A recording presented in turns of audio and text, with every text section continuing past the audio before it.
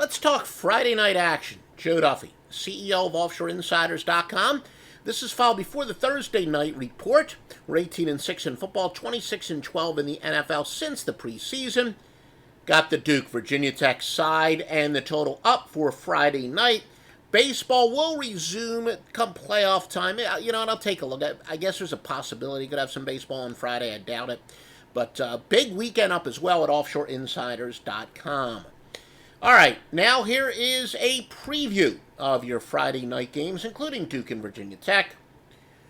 By the way, we'll have some sharp information at joeduffy.net on all these games, betting patterns, and whatnot. In fact, why don't we actually take a look at some of the betting patterns on this. Duke and Virginia Tech. Virginia Tech is -3, a total 53. This is after opening up at -2 and 53.5. 53% of the bets are on Duke, 65% of the money. The public also liking the under, 61% of the bets and 78% of the money are on the under. Now for some critical gambling information on this contest. Duke's Quentin Harris, he's done pretty well. He's replacing Daniel Jones. We all know about Daniel Jones and how that was a controversial pick, but one of the great quarterbacks in the history of Duke, and they haven't missed a beat as of yet. His offensive line has been very good. Now, both teams are off of a bye.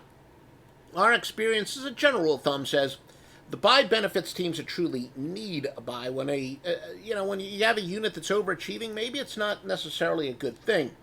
So Duke's deep passing game has really been a pleasant surprise, but the running game not as good as expected. They've scored 86 points the last two games. Duke has gone 12 straight games without an interception, but that should change here. Might need to change for them to get the win. As quarterback Ryan Willis has thrown 4 interceptions for Virginia Tech. The senior, talk about underachieving. He ranks 105th nationally in passing, certainly considered to be a better quarterback than that. Virginia Tech already with 10 sacks, so they're going to test to see if Duke's improved offensive line is really as improved as they look. Are they really the real thing? We're going to find out for sure. Virginia Tech with the third worst margin of cover in the country at -14.8. They're 0-3 against the spread. Margin of cover, some other people like to refer to it as the sweat barometer, but again, it's how much a team is covering the spread by or not covering the spread by on average. Now let's go to Penn State and Maryland. Penn State laying 6.5, a total of 62.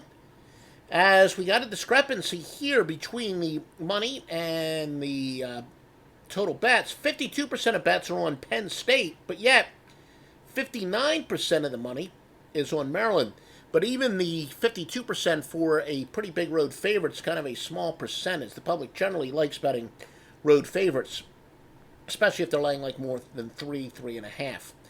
And we do have 78% of the bets and 73% of the money are on the over in this contest. And speaking of betting it, you can get a $1,000 sign-up bonus if you use the promo code Duffy at mybookie.ag. That is DUFFY. Both teams have very good running games. Maryland gets 6 yards per rush to teams that normally allow just 5.1, led by Anthony McFarland, who had over 1,000 yards rushing last year. Meanwhile, Penn State, they're very deep at the running game. Multi-heads, they're getting 5.7 yards per rush to teams that normally allow just 4.4. Frankly, probably not applicable here. Why am I mentioning it? Well, just keep it in mind. James Franklin, Penn State coach, he loves to run up the score. Again, will be much more important when they're laying, 21 points than when they're laying 6. One of our bubble burst angles, teams offer their first loss of the year if they were ranked 21st or better at the time, or a go against of 258, 205-5. That would say to fade Maryland and go with Penn State. Penn State minus the 6. San Jose State and Air Force. Air Force is off of the loss, which sets up a nice bubble burst offshoot. When a team had more wins than the odds makers expected, that is, if they had won all their games a favorite, lost all their games as an underdog, their record's back better than that.